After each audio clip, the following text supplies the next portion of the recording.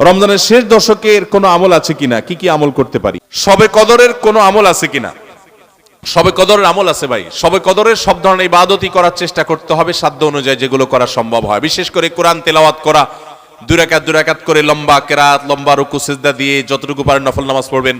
বিশেষ পদ্ধতির নামাজ, শবে কদরের নামাজ এত রাকাত, অমুক সূরা এতবার, প্রথম রাকাতে দ্বিতীয় রাকাতে এতবার, এগুলো মন গড়া, এগুলোর কোনো ভিত্তি কোরআন হাদিসে নাই। তবে দুই রাকাত করে যত লম্বা রুকু দিয়ে সিজদা দিয়ে অনেক সময় নিয়ে দুই রাকাত নামাজ 5-7-10 মিনিট ধরে যত বেশি সময় ধরে পারেন লম্বা কেরাত রুকুতে নামাজ পড়বেন। এক, তেলাওয়াত বেশি বেশি করবেন, যত সুন্দর করে সম্ভব তেলাওয়াত শুনবেন, শোনাশুনি করবেন, কোরআনকে সময় দিবেন, কোরআন স্টাডি করবেন এই রাতে।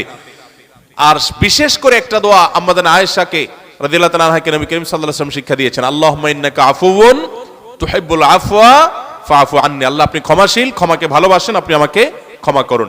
আর আল্লাহর কাছে দোয়া, ইস্তেগফার, রোনাজারি, চোখের পানি ফেলা, গুনাহ মাফ চাওয়া, এগুলো করতে থাকবেন।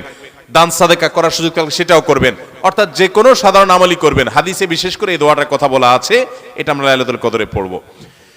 শবে কদরের নামাজের নিয়ম কি, কত রাকাত পড়তে হবে একটু জানাবেন। শবে কদরের নামাজের নিয়ম কি? একটু আগে আমরা বলেছি যে শবে কদরের নামাজের আলাদা কোনো নিয়ম নাই।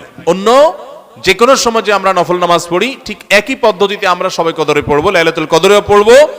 আমরা বিশেষ করে অনেকে মনে করি লাইলাতুল কদরের প্রথম রাকাতে অমুক সূরা এতবার পড়তে হয়, সূরা ফাতিহার পর দ্বিতীয় রাকাতে তমুক সূরা ততবার পড়তে হয়। এগুলো সবগুলো মানুষের নিজেদের বানানো। কোরআন বা হাদিস এরকম কোন ফরম্যাট শবে কদরের জন্য আলাদা ঠিক করে দেয় নাই। ওইটাকে আমরা আবশ্যক বানালে বরং সেটা বেদাত হতে হবে, বেদাত হতে পারে। আমরা দুই রাকাত করে যত লম্বা সময় পারি, যে কোনো সূরা দিয়ে পারি, আমরা বেশি বেশি করে নামাজ পড়বো শবে কদর ইনশাআল্লাহ তাআলা। রমজানের শেষ দশকের কোনো আমল আছে কিনা, কি কি আমল করতে পারি? রমজানের শেষ দশক হলো আমলের সবচেয়ে গুরুত্বপূর্ণ দশক। ভাইরা আমার, নবী করিম সাল্লাল্লাহু আলাইহি সাল্লাম সম্পর্কে আম্মা জান আয়েশা বলেছেন, কানা ইয়াজিতাহিদু ফীহি মা লা ইয়াজিতাহিদু ফী গায়রি।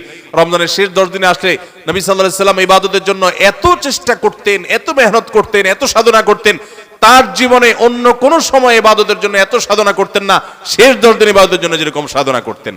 এবং আম্মা জান আয়েশা বর্ণিত হাদিসে আরো বলেছেন তিনি, নবী করিম সাল্লাল্লাহু আলাইহি সাল্লাম কানা ইযা দাখালাল আশার, রমজানের শেষ 10 দিন যখন শুরু হতো, আহিয়া লাইলা, সারা রাত আর ঘুমাতেন না, শেষ দশক কখনো ঘুমাতেন না। ওয়া আইকাযা আহলা, পরিবারের লোকদেরকে ঘুম থেকে ডেকে তুলতেন। ওয়া সাদ্দামে ইজারা, কোমর বেঁধে নিতেন। এবং ইবাদতের জন্য সবচেয়ে বেশি মেহনত মুজাহাদা তিনি করতেন। ভাইরা আমার, রমজানের শেষ দশক হলো ইবাদতের সবচেয়ে গুরুত্বপূর্ণ সময়। আমাদের বেশিরভাগ মানুষ ঈদের কেনাকাটায় আমরা ব্যস্ত হয়ে পড়ে, শহরের মানুষ গ্রামে যাওয়া ব্যস্ত হয়ে পড়ে, গ্রামের মানুষ শহরের মানুষকে ওয়েলকাম করার জন্য ব্যস্ত হয়ে পড়ে। আমাদের শেষ দশকের ইবাদত হয় না। শেষ দশক ইবাদত করার চেষ্টা করবো তো ইনশাআল্লাহ। শেষ দশকের প্রধান ইবাদত হলো এতেকাফ। শেষ দশকের প্রধান ইবাদত কি? এতেকাফ। এতেকাফ করার চেষ্টা করবেন। আমরা শেষের দিকে এসে এতেকাফের কথা বলি, তখন আপনারা এটার ফজিলত বুঝেন না। নবী করিম সাল্লাল্লাহু আলাইহি সাল্লাম রমজানের রোজা 3 হিজরিতে ফরজ হয়েছে, তার ওয়াফাত পর্যন্ত কোনো বছর শেষ দশকের এতেকাফ ছাড়েন নাই, মসজিদে এতেকাফ করছেন। যুবকরা এতেকাফ করবেন তো ইনশাআল্লাহ।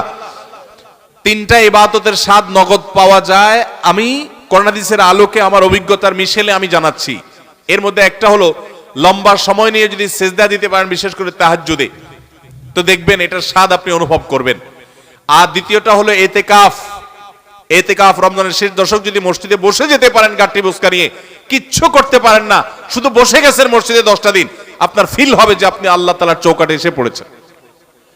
এতেকাফের মজা যারা একবার পায় তাদেরকে এটা থেকে দূরে সরা রাখা যায় না।